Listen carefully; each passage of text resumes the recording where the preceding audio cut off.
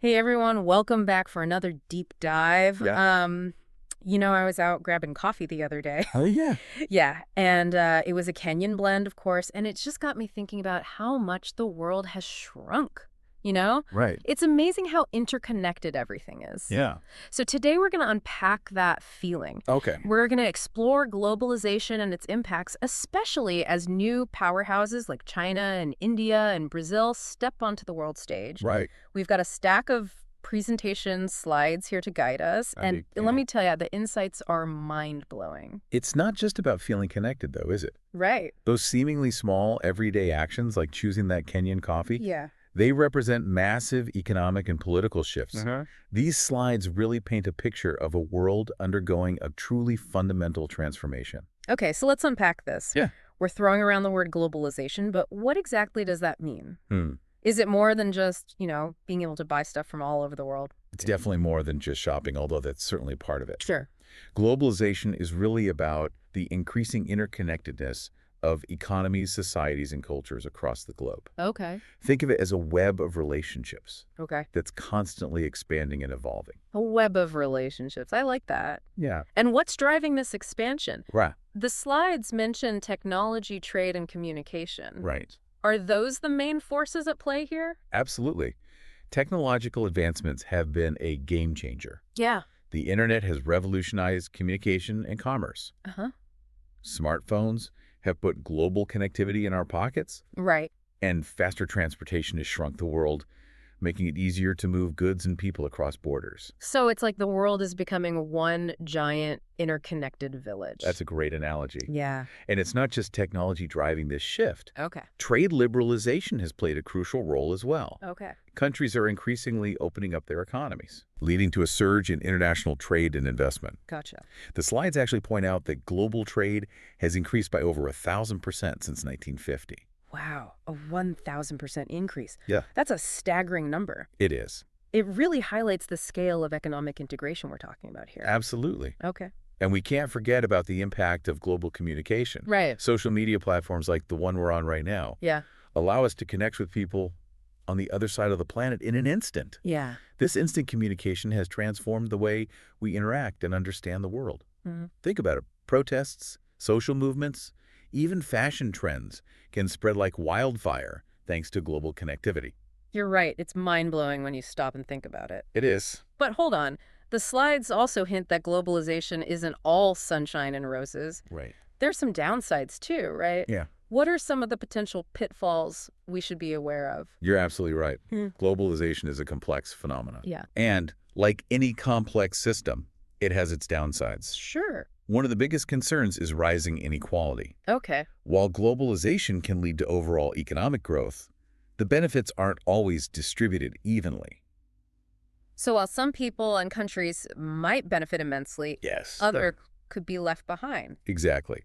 The slides highlight a study Okay. showing that the income gap between the richest and poorest countries has actually widened in recent decades, despite overall global economic growth. It's a stark reminder that globalization can exacerbate existing inequalities if not managed carefully. Mm. And it's not just about economic inequality. Right. There are also significant environmental concerns. Okay. Increased global trade Uh-huh. often means more production and consumption, Right. which puts a strain on our planet's resources. That makes sense. More stuff being shipped around the world. Yeah. More factories churning out products. Right. It all adds up to a bigger environmental footprint. Exactly. And the slides actually delve into the concept of carbon leakage, Oh, where companies shift their production to countries with less stringent environmental regulations, leading to increased greenhouse gas emissions overall.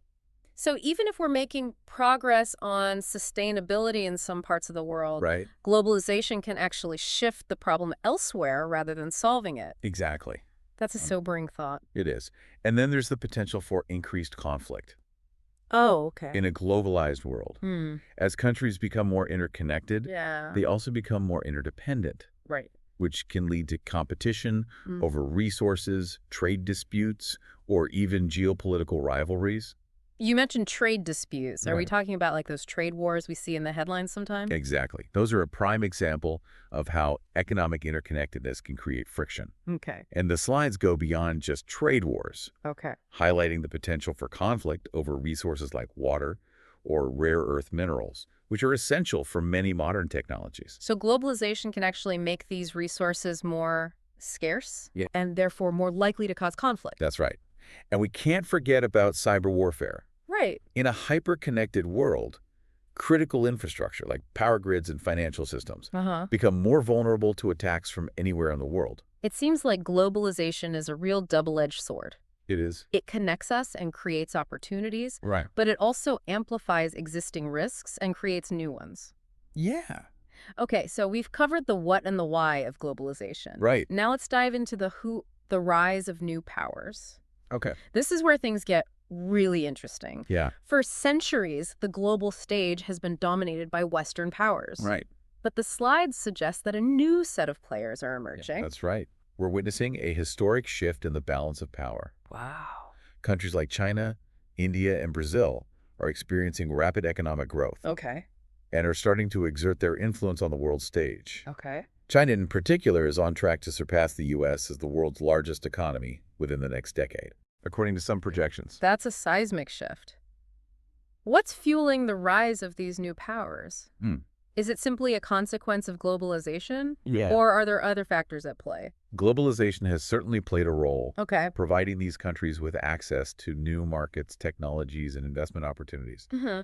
But they've also been very strategic in leveraging these opportunities. Okay. They've invested heavily in education infrastructure and technological innovation, Right. setting the stage for long-term economic growth. So they're not just riding the wave of globalization, they're actively shaping it to their advantage. Exactly. It's like they've read the playbook and are now writing their own chapters. Exactly. They're not passive participants. They're becoming active players in shaping the new world order. I see. And this is leading to what we call a multipolar world. Yeah, okay. A world where power is distributed among multiple centers Mm-hmm. rather than concentrated in the hands of a few Western nations. Multipolar world, that sounds pretty significant. It is. But what does that actually mean in practice? How is this shift in power playing out on a day-to-day basis? Well, one way it manifests is through increased collaboration and competition among these emerging powers. Okay. They're forming new economic partnerships, like the BRICS group, Okay. which brings together Brazil, Russia, India, China, and South Africa. Right. They're engaging in diplomatic initiatives like China's Belt and Road Initiative, Uh-huh. a massive infrastructure project that aims to connect Asia, Europe, and Africa. Wow. And sometimes they're even vying for influence in different regions like the South China Sea, Right. where China's territorial claims have led to tensions with neighboring countries. So it's not just about these individual nations rising in power, Right. but also about how they're interacting with each other and forming new alliances on the global stage. Exactly. It's like a giant game of chess with multiple players making strategic moves. That's a great analogy. It's a dynamic and evolving system Yeah. with constantly shifting alliances and power dynamics. Yeah. And for the rest of the world, it means navigating a more complex geopolitical landscape. Okay, so we've talked about the big picture of globalization, its impacts, and the rise of new powers. Right. But let's bring it back down to earth for a minute. What does this all mean for us, the everyday people? Right. How does the rise of these new powers actually impact our lives? That's a crucial question.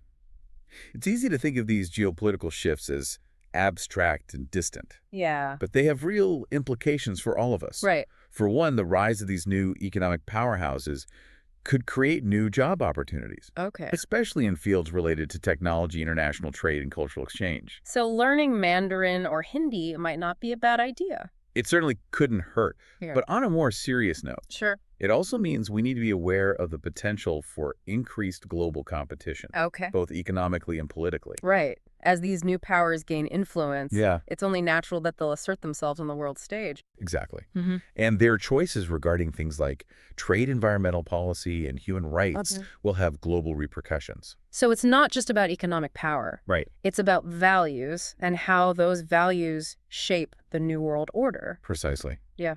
And we can't forget about the environmental impact of these rapidly developing economies. Right. The choices they make regarding sustainability will have a profound impact on the entire planet. It sounds like this new world order is full of both opportunities and challenges. is. How do we navigate this complex landscape? What skills or knowledge do we need to thrive in a multipolar world?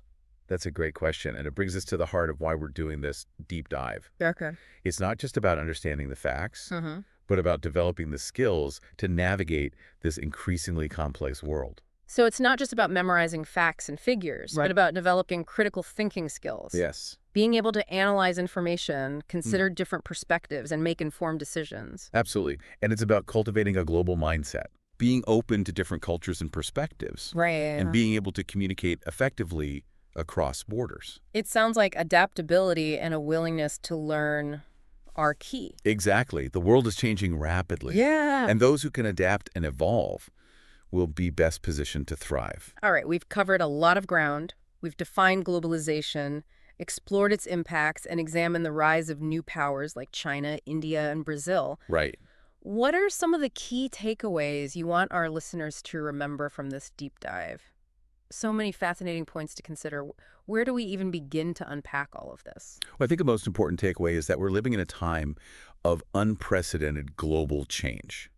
Right. Globalization is a powerful force connecting us in ways we couldn't have imagined just a few decades ago. Huh? This interconnectedness brings both incredible opportunities and serious challenges, as we've discussed. It's definitely not a simple black and white situation. Right. It's a complex web of interconnected systems and shifting power dynamics. So- It's like that image from the slides showing the world all lit up with interconnected lines. Yeah. Just a visual reminder that everything is connected and our actions have ripple effects across the globe.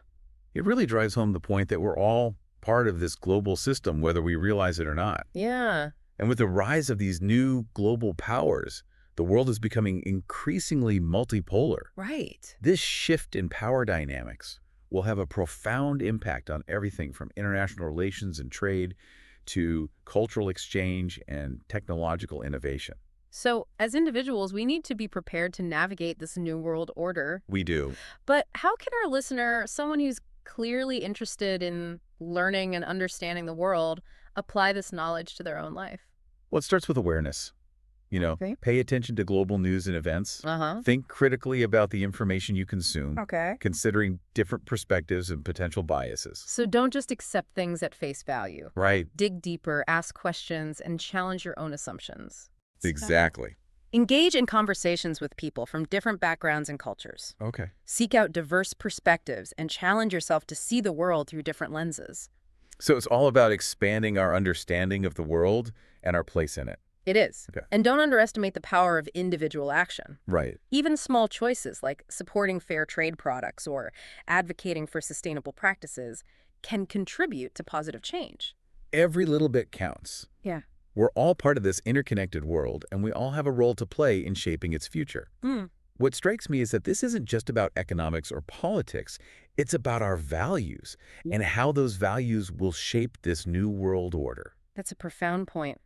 Knowing what we now know about globalization and the shifting balance of power, Yeah. what role do you envision for yourself in this new world order? Wow. That's a great question to ponder.